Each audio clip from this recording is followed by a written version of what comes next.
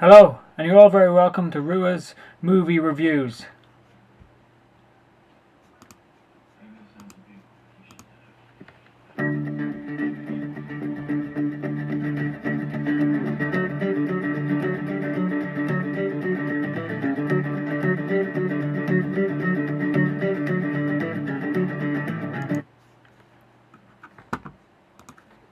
Hello and welcome. How are you doing? I hope you had a lovely Christmas. I certainly did. I had a great time. I had a lovely time with my family. Now, over the Christmas time I saw a lot of films, and there was one film in particular which I'd like to do a review for you guys today. It was a brilliant film. Really enjoyed it. It was basically about a family in Chicago at Christmas time, and they're going away to Paris in France. And the family, like, it's a really big family. They're I think the father of the boy, who's the main character in it, I say he's fairly wealthy now, judging by the house and that the fact that he's flying his whole family to Paris from America. Because I wouldn't have thought that was cheap in any way. Like, there might be a family option, but I'll look into that for you and find out if there is actually. I'll find out the time when the film was made also, that so that we can check it that way. But no, so the family are going away anyway, and it's the night before they're due to leave, and the little boy, he's causing a bit of trouble. They're having dinner.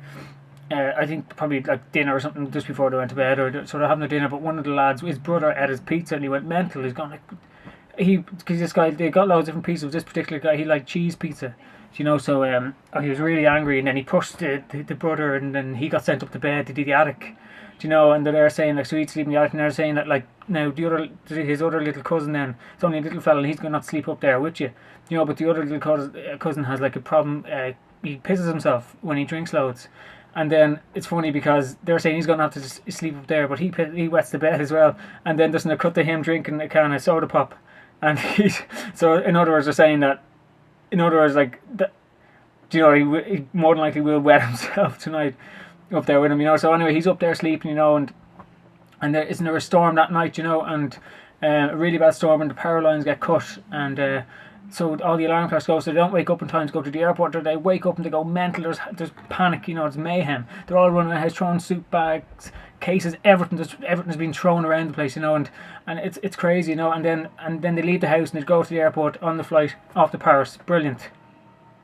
No, no, that's not what happens, because they've left the boy upstairs. Do you remember the young lad I was telling you about in the attic? They left him upstairs, so he comes out going like, "What the hell's going on? Where's my family?"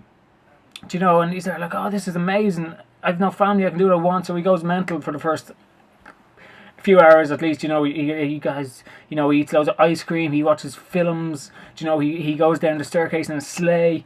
Does all sorts of crazy things. He's having the time of his life, in other words. But is he? I don't think so. I think after a while he starts to miss his family and realise.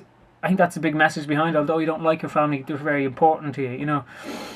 So that was brilliant for this point. But then, didn't something else happen?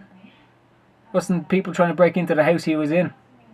And this, the main robber was played by Joe Pesci. Wonderful performance, Joe Pesci. And for me, much better performance than Goodfellas. Incredible. And so they tried to break into the house, and the kid's like, "No way." He won't put up with it. So he says, "No, I'm not having this." So he kind of lays traps around the house for them. And this is the part I have an issue with. I have a bit of an issue with this, because for me, I would have just called the guards and had it done with, but for some reason this lad seemingly wanted to torture them. And there's a few examples of this. One in particular is where he leaves a window open on a downstairs level of the house, and he leaves the window open. But then he leaves it open in that he leaves Christmas decorations on the ground. So when the robber comes in through the window, he whacks on the decorations, and he wrecks his feet or whatever. But like, for me, I would have closed the window. I think he's missed a trick there, to be honest. And then he tries irons on top of them from a great height, which clearly would have fractured the guy's skull. They throw paint cans. Like, he's very, very vicious. He's very vicious, the little child. He's not a bad kid. He's not a bad kid. I think he possibly is misunderstood. He's from a big house. He just wants identity in the house. His other brothers and everything else. So it's tough for him. I grant you that.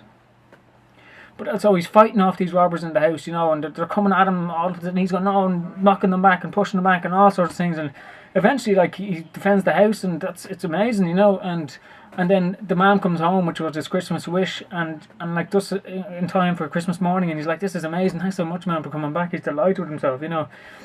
So it was a nice story there too, because they all come home, Buzz and all of them. Then, you know, it's incredible.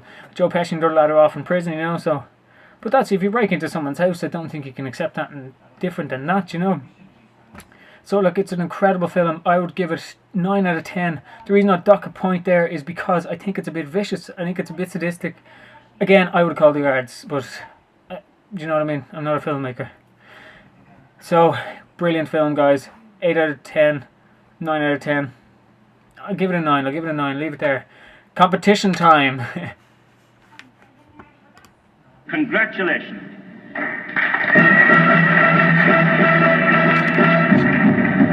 Congratulations and celebrate.